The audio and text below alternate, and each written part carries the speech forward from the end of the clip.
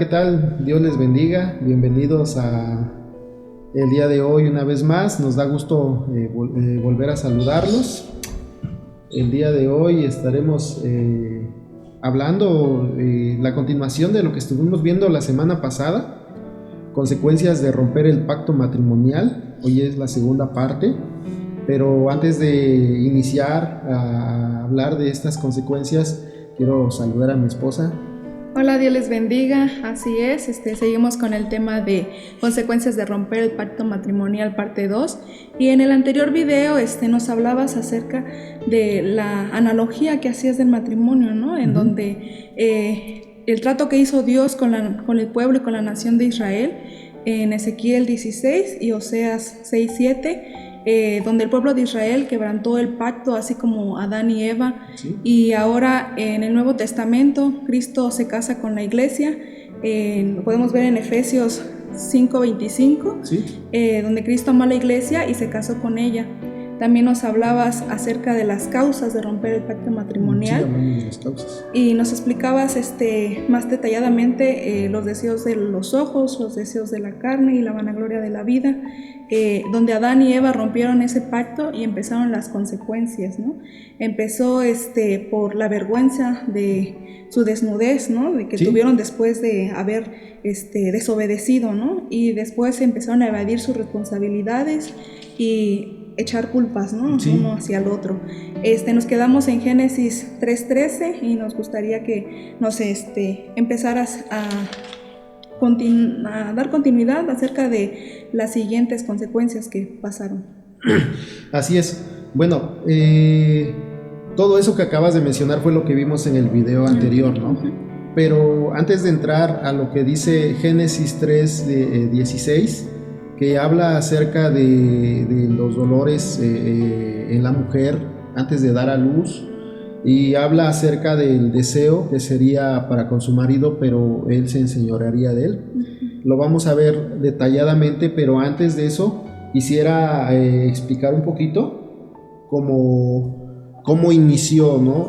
Cómo termina el capítulo 2. Lo quisiera leer, o si me pudieras apoyar leyendo Génesis 2:25.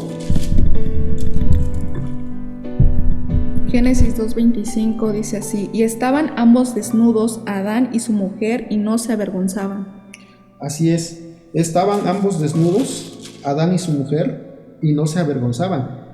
Este es el estado original de inocencia, es el estado en el que Dios creó el matrimonio, un estado original de inocencia, un estado original de pureza, un estado donde no había vergüenza, un estado donde había transparencia, había honestidad. Dice, estaban ambos desnudos y no se avergonzaban. No había vergüenza, no había temor, no había nada. Era transparencia total. No solamente nos habla de una desnudez física, sino de una desnudez interna, una desnudez donde había todo era honesto, todo era puro, todo era transparente, no había nada que ocultar, no tenían que esconderse para hacer las cosas. Era un matrimonio perfecto, porque Dios así lo diseñó. Ese fue el diseño original. Ahora, a diferencia de Génesis 3:7, si Génesis 2:25 termina diciendo que estaban desnudos y no se avergonzaban, ahora quisiera que leyeras Génesis 3:7. Dice la palabra de Dios: entonces fueron abiertos los ojos de ambos y conocieron que estaban desnudos. Entonces cosieron hojas de higuera y se hicieron delantales. Así es. Ahora lo que nosotros estamos viendo es que se dan cuenta que están desnudos. Dice, y fueron abiertos sus ojos después de haber comido, después de la desobediencia. Después de la desobediencia. Ahora hay vergüenza. ¿Por qué? Porque dice, vieron que estaban desnudos y cosieron hojas de higueras para cubrirse, para tapar su vergüenza. Ahora hay temor, porque escucharon la presencia de Dios y ahora se escondieron. Normalmente cuando hay algo que está mal, las personas se esconden para hacerlo. Ahora no aceptaban sus responsabilidades, buscaron culpables, como lo mencionaste anteriormente. Lo vimos en Génesis 3:11 al 13.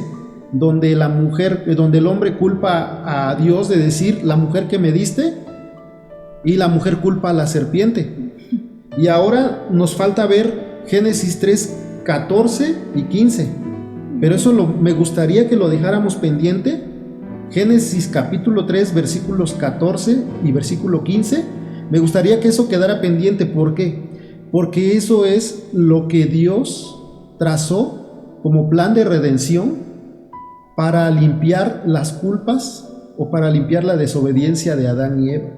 Esta es la promesa que se le hace a Eva de que iban a ser redimidos por un hombre que nacería del vientre de la mujer, y no precisamente de Eva, sino de la línea de las mujeres que Dios utilizó para que naciera el Mesías más adelante. Lo vamos a dejar pendiente porque ahora me quisiera centrarme en explicar las consecuencias a la mujer. Y para eso me gustaría que me apoyaras a leer Génesis 3:16. Dice, a la mujer dijo, multiplicaré en gran manera los dolores en tus preñeces, con dolor darás a luz los hijos, y tu deseo será para tu marido, y se enseñoreará de ti. Ahora, dice 3:17 dice 3:16, a la mujer multiplicaré en gran manera los dolores en tus preñeces, con dolor darás a luz los hijos. Bueno, muchas veces esto se ha visto o se ha manejado, o la gente ha llegado a pensar que esto es un castigo divino, es decir, que Dios castigó a la mujer de esta manera por haber desobedecido. Pero esto no es un castigo de parte de Dios. Si nosotros recordamos lo que les dijo Dios en Génesis 2, 16 al 17, lo voy a leer, dice: tomó pues Jehová Dios al hombre y lo puso en el huerto de Edén, ¿para qué? Para que lo labrara y lo guardara, trabajara y cuidara. Mandó Jehová Dios al hombre diciendo: de todo árbol puedes comer, mas del árbol de la ciencia del bien y del mal no comerás, porque el día que de él comieres ciertamente morirás. Entonces esas palabras de ciertamente morirás no solamente eran una muerte física, sino era el deterioro de una muerte emocional, espiritual. Ahora iban a estar separados de Dios, porque más adelante vamos a ver cómo son expulsados del huerto. Ahora, esa consecuencia de decirle: ahora darás a luz, pero con dolor darás a luz a tus hijos. Ese no es un castigo. Había sido una advertencia: no comas de ese árbol, porque el día que comas vas a morir. Ahora entra el pecado, abrieron la puerta al pecado, a la consecuencia, y es una consecuencia de haber desobedecido a la palabra de Dios, de haber menospreciado la palabra. Ahora, siempre miramos el dolor de la mujer como algo malo. Siempre miramos el dolor de la mujer como algo malo. Es decir, una mujer está embarazada y durante el embarazo hay complicaciones y muchas veces hay riesgo. Cuando se llega el momento de dar a luz, hay riesgo de perder la vida, tanto del uno como del otro. No en todas las ocasiones, no en todas las veces, pero sí en algunos casos hay riesgo, y muchas veces se maneja como embarazo de alto riesgo. Pero cuando vemos nosotros esto como una maldición o como un castigo, nos estamos olvidando que después de ese dolor, ¿qué viene? Una bendición. Tú no me dejarás mentir. Tú eres madre y tú has experimentado ese dolor, ese proceso, pero muchas veces cuando está ese dolor y cuando está a punto de dar a luz la mujer, y es un dolor intenso que los hombres jamás podrán experimentar, pero cuando dice con dolor darás a luz, está utilizando la misma palabra que utilizó con el hombre en el versículo 17, donde le dice, al final del versículo le dice: con dolor comerás de ella todos los días de tu vida. Esto lo vamos a estar viendo la próxima semana, pero quise aprovechar para decir que el mismo dolor que el hombre tiene para trabajar y llevar el sustento a casa y suplir las necesidades, que es lo que al hombre le corresponde, ese iba a ser el mismo dolor que la mujer iba a sentir en el dolor al dar a luz. Pero en los dos casos, en el dolor de la mujer para dar a luz y en el dolor para el hombre de labrar la tierra, después viene la bendición. Porque después del dolor de la mujer, automáticamente cuando el bebé nace, el dolor desaparece. El dolor desaparece. Y es algo tan hermoso ver a una madre cargar a su recién nacido en sus brazos y que no se acuerde del dolor, aunque esté ahí. Pero lo que la mamá quiere es tener a su hijo en sus brazos, ponerlo en su pecho, abrazarlo y decir, valió la pena el dolor, valió la pena. Ahora, el dolor del hombre es similar, trabaja con dolor la tierra, su trabajo, pero después de una larga jornada de trabajo recibe el pago por ese trabajo. Es una bendición recibir del fruto de tu trabajo, porque llegas a casa y lo compartes con tu familia y ahora ves que ese dolor valió la pena porque has recibido una bendición para llevar a casa y disfrutar con tu familia. En ambos casos el dolor trae una bendición. Ahora, este dolor también es un recordatorio. Con dolor darás a luz. Es un recordatorio del dolor que se causó en Dios a causa de la desobediencia. ¿De qué dolor estamos hablando? Cuando Dios le dice a la mujer, de tu vientre vendrá uno que derrotará a la serpiente, al pecado, está hablando de Cristo. Voy a dar algunas citas. Juan 3:16 nos dice, porque de tal manera amó Dios al mundo.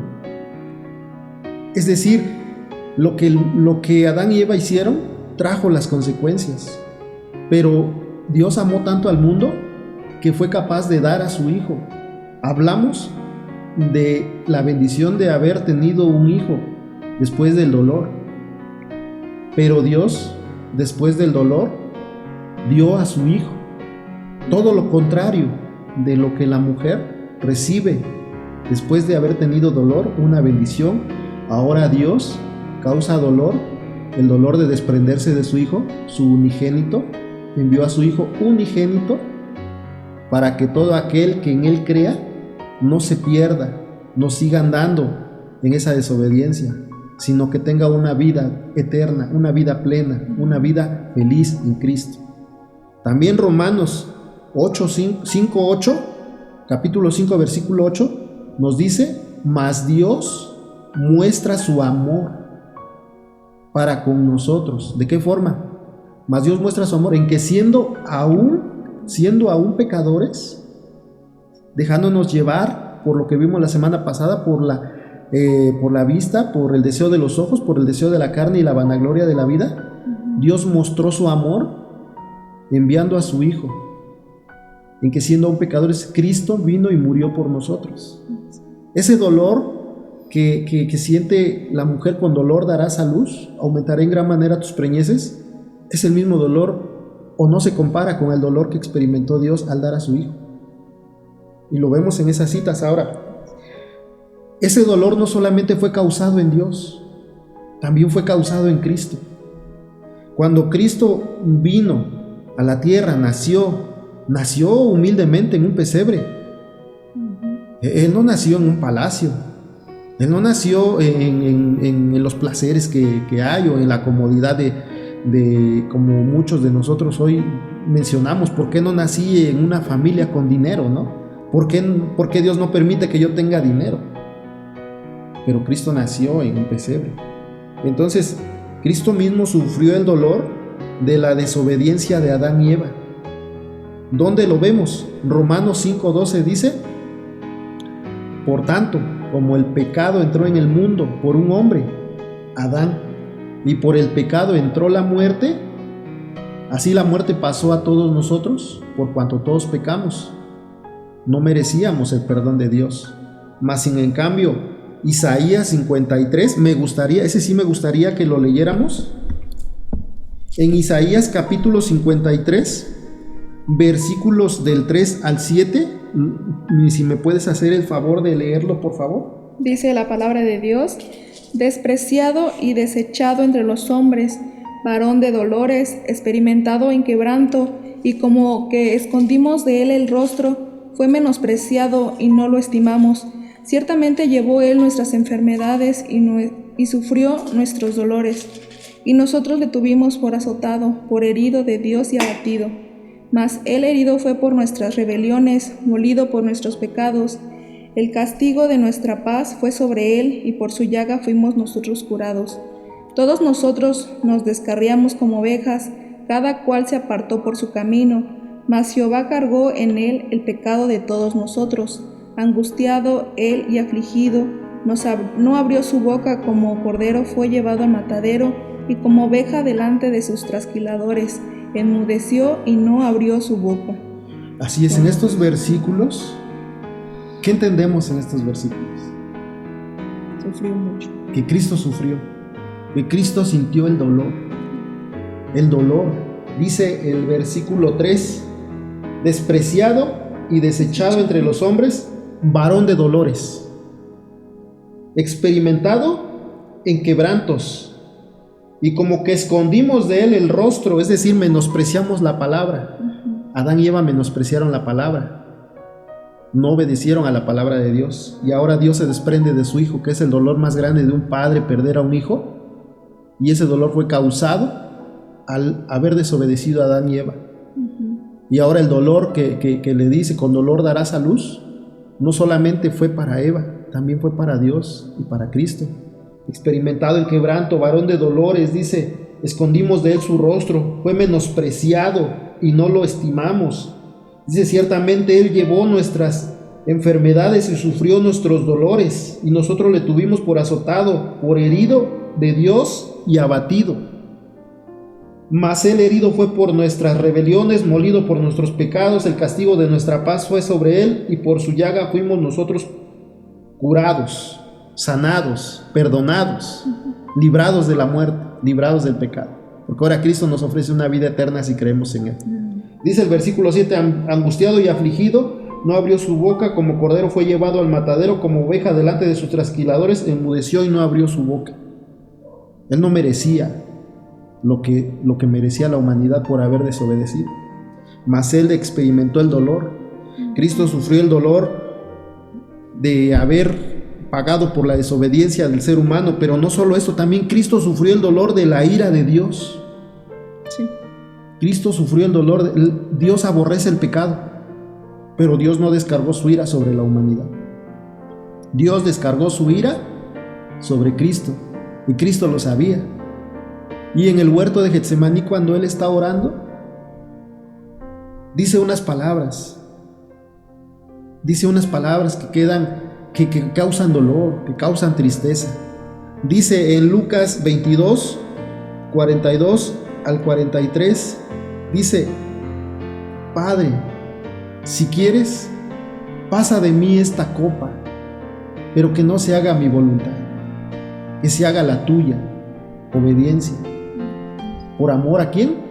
Por amor al ser humano, por amor a aquel que desobedeció la palabra. No se haga mi voluntad, sino la tuya. Él sabía que la copa de la ira de Dios iba a ser derramada sobre él. ¿Cuál es la copa de la ira? El abandono de Dios. Cristo iba a sentir por primera vez el abandono de su Padre cuando nunca se habían separado. La Biblia nos habla que Cristo decía, mi Padre y yo somos uno solo. Entonces, Cristo sufrió el dolor de la ira de Dios. Y dice, pasa de mí esta copa, si quieres pasa de mí esta copa, pero que no se haga mi voluntad sino la tuya. Experimentó el dolor de la ira de Dios. Cristo experimentó el dolor del abandono de Dios. Mateo 27:46 dice, Dios mío, ¿por qué me has abandonado? Sintió el dolor de haber sido abandonado, alejado de su Padre. Nosotros podemos ver esta imagen. Si en alguna ocasión hemos visto alguna escena de alguna película cuando un padre y un hijo, una madre y un hijo son separados, El dolor desgarrador del hijo gritando, llorando por su padre, o la madre llorando por su hijo, es una escena desgarradora. Y ahora Cristo está sufriendo el dolor del abandono de su padre por haberse hecho pecado. Dice, por nosotros se hizo pecado. Isaías 53 dice, el herido fue por nuestras rebeliones, se hizo pecado por amor a nosotros. ¿Qué experimentó? Dolor. Cristo experimentó el dolor del abandono. Como podemos ver, el dolor de la mujer no se compara con el dolor que fue causado en Dios y en Cristo mismo. No se compara. Entonces eso es un recordatorio también cuando dice, con dolor darás a luz. Y eso fue experimentado en Dios y experimentado en Cristo. ¿A causa de qué? De haber roto el pacto que Dios hizo con Adán y con Eva. Eso es lo que podemos entender hasta ahí acerca del dolor. Y esto sucede también hoy en día. Cuando nosotros tomamos malas decisiones como matrimonios, ¿qué sucede? Cuando tomamos malas decisiones, viene el dolor en la familia, viene el sufrimiento en los hijos, viene el dolor en el matrimonio, viene el dolor en los hijos. Hay sufrimiento, hay angustia, el dolor, se experimenta el dolor. Pero el dolor, ¿por qué entró? A causa de la desobediencia. Echaron de menos la palabra. Y esto sigue sucediendo hoy en día, ¿por qué? Por echar de menos la palabra, que es lo que a nosotros nos debe de guiar para evitar el dolor. El dolor es inevitable, pero las consecuencias, cuando se toman malas decisiones, arrastran no solamente al que toma malas decisiones, sino que arrastra a toda la familia, a todos los que están a tu alrededor, a tus seres queridos. Provocas dolor en ellos, provocas sufrimiento, provocas tristeza. Entonces, continuamos con lo que dice a continuación en Génesis 3:16. Ya vimos que el dolor no es un castigo, es una consecuencia.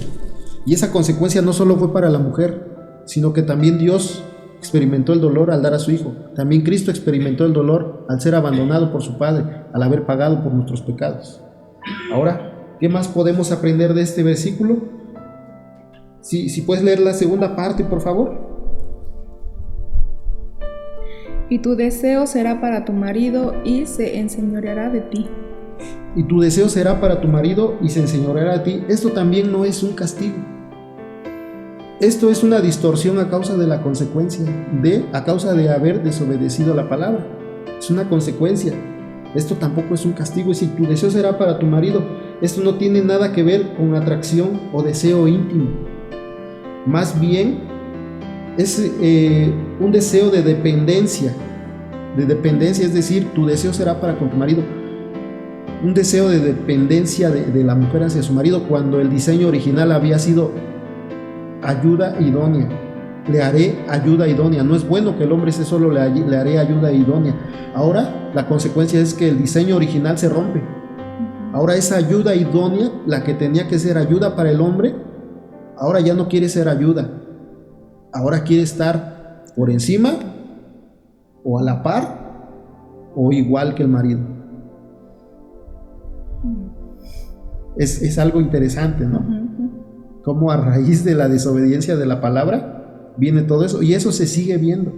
Cuando no sigue uno los principios de Dios, de que el marido tiene que ser la cabeza, el que suple todo, necesidades físicas, materiales, necesidades emocionales, las del alma, las del corazón, escuchar a la esposa, las necesidades espirituales, de estudiar la palabra, de refugiarse en Dios, de hacer oración juntos. Ese es el diseño que Dios había hecho, pero ahora se rompe. Ahora dice, tu deseo será para tu marido, alterando el origen y el diseño divino de Dios a causa de la desobediencia. Dios creó a la mujer para que fuera ayuda idónea, pero ahora la mujer buscaría tomar otro rol diferente. Ahora la mujer quisiera tomar el control, ahora se iniciaría una lucha por el poder, una lucha de poderes, alterando el diseño divino, el diseño que Dios creó para el matrimonio. Dice, se enseñoreará de ti. Eso al hombre no le iba a gustar. El hombre no iba a quedarse quieto esperando a que la mujer trate de dominarlo, superarlo o estar por encima de él. Dice, él se enseñoreará de ti. Ahora, esto no fue parte del diseño divino de Dios, o el diseño ideal, o el diseño perfecto que Dios había hecho para el matrimonio. Esto no había sido parte del diseño de Dios. Se rompió el diseño a causa de la desobediencia, a causa de romper el pacto. Se rompió el pacto con Dios. Lo que fue diseñado para gobernar lo que Dios había creado, lo que fue diseñado para que fuera una bendición, y los bendijo Dios y les dijo, fructificad, multiplicad, llenad la tierra, ahora se convertiría en una lucha de poderes. Lo que iba a ser una ayuda ideal y idónea, ahora se volvería en un problema. Porque ahora se debe de controlar ese deseo que ahora tiene para con su marido. Y entonces el deseo de la mujer se interpreta como un deseo de controlar o manipular al marido. Pero en respuesta a eso, obtenemos que el marido se enseñoreará de ti. El hombre responde con dominio, responde con control, ejerciendo autoridad con fuerza. Y lo podemos ver hoy en día en la actualidad. En muchos hogares hay violencia, hay machismo todavía. Pero eso es por alterar el diseño divino de Dios. Ahora podemos entender un poquito mejor por qué los matrimonios, o por qué hay muchos matrimonios que hoy en día desconocen el diseño que Dios hizo para el matrimonio, viven en una lucha de poderes, en una lucha de querer manipular, de querer controlar, de querer ejercer dominio. Cuando el dominio no debió de haber estado dentro del hogar, el dominio debió de haber estado en la creación. Ahora el dominio se ejerce dentro del hogar, con violencia, con fuerza desmedida. El hombre responde con dominio, con control, ejerciendo autoridad a la fuerza. Se enseñoreará de ti. Describe cómo el pecado vino a romper la armonía, vino a romper la unidad, introduciendo el control, introduciendo el dominio, introduciendo el conflicto entre matrimonios. Esto no es de ahorita. Esto fue a causa de haber roto el pacto, de haber quebrantado el pacto que Dios había hecho con Adán. Y esto está vigente en la actualidad. Seguimos viendo una lucha de poderes en los matrimonios que menosprecian la palabra de Dios. Ahora, ¿qué es menospreciar la palabra de Dios? Es dejar de lado las instrucciones de Dios, las instrucciones que encontramos en su palabra. Ahora, dejando de lado el amor mutuo que el diseño original de Dios había hecho para el matrimonio, hoy en día los matrimonios se encuentran a punto de separarse. Para los matrimonios que hoy se encuentran a punto de decir ya no puedo más, para los matrimonios que hoy se encuentran a punto de tirar la toalla, lo que nosotros queremos hacer hoy en día, y de acuerdo al tema que estamos viendo, es decirles que hay una esperanza, que Dios puede restaurar ese matrimonio a través de su palabra, a través de sus instrucciones, si nosotros nos dejamos guiar por su palabra. Hacer lo contrario que hicieron Adán y Eva. Tenemos la escritura, tenemos la palabra, y ahí podemos guiarnos. Podemos pedir consejería. Podemos pedir consejería con alguien que sepa de la escritura, y no echar de menos la palabra y decir ya no puedo más, mejor aquí la dejamos, cada quien por su lado. Porque si tomamos en cuenta las consecuencias que hubieron aquí con Adán y Eva, ahora en esos matrimonios, si hay hijos de por medio, ¿quién va a salir perjudicado? Los hijos. Porque ahora habrá una lucha de poderes de quién se queda con esto, quién se queda con el otro, quién se queda con los hijos, yo me quiero quedar con ellos, no, yo me quiero quedar con ellos. Ahora los perjudicados son ellos, y los tomamos como si fueran un objeto, como algo material. Cuando los hijos, dice Salmo 127, herencia de Jehová, son los hijos, no son nuestros, son de Dios. Dios nos los presta para que seamos felices un tiempo con ellos. Entonces, de acuerdo a esto, no sé si tú quisieras añadir algo más. Pues en los temas que hemos estado viendo, hemos hablado de los deseos de los ojos, de la carne y de la vanagloria de la vida. También influye en el egoísmo, ¿no? De uno mismo, de no poner de nuestra parte y estar esperanzados a que la otra persona cambie, para que uno ya, o sea, tú cambia primero y ya después yo, y no es así, es empezar por uno mismo para que las cosas se arreglen, para el bien del hogar y bien de la familia. Sí, es el orgullo, el egoísmo del hombre, del ser humano, y está en todo ser humano. Así es. Está sembrado ahí a causa de la consecuencia de quebrantar el pacto. Pero lo contrario de eso es la humildad, y debemos de ser humildes en reconocer nuestros errores, sin buscar culpables como lo hicieron Adán y Eva.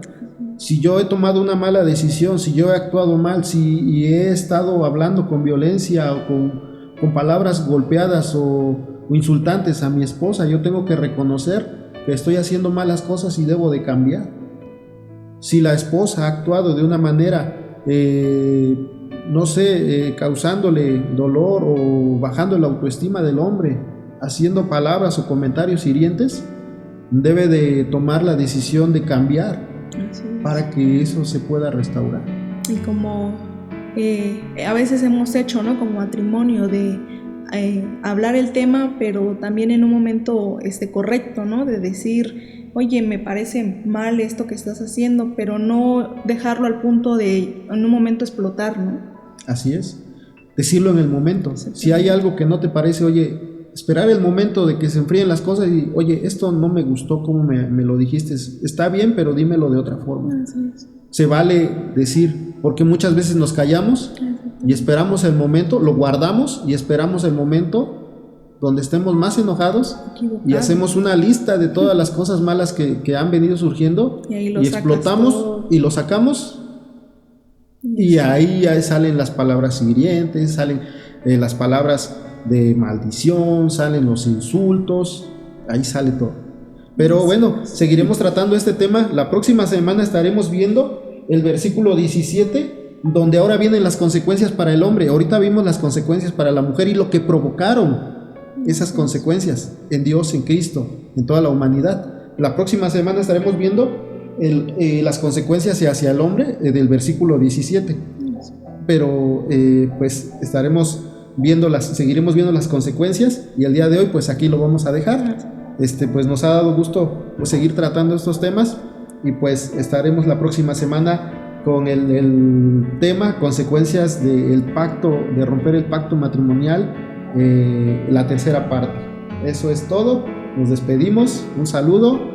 Dios les bendiga. Dios los bendiga.